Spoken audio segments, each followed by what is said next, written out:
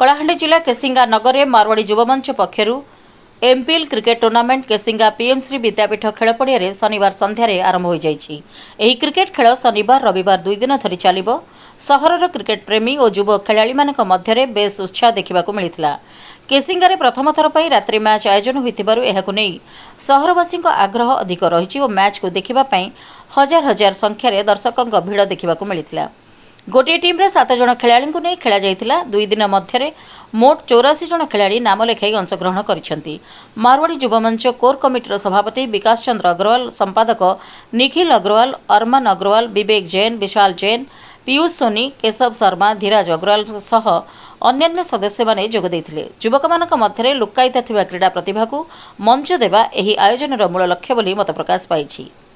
एही कार्यक्रम रे अतिथि भाव में अग्रवाल सभा सभापति रामकुमार जैन, काजू भाई, सनपाल वर्मा, श्री सौरशक्ति परिचालक जस अग्रवाल योगदान करथिले। मारवाड़ी युवमंचर यह प्रयास केसिंगारे क्रिकेट खेल को नुआ दिग देवा सह युवक मानक प्रतिभा को उद्भासित करिबो बोली साधारण रे चर्चा होछि।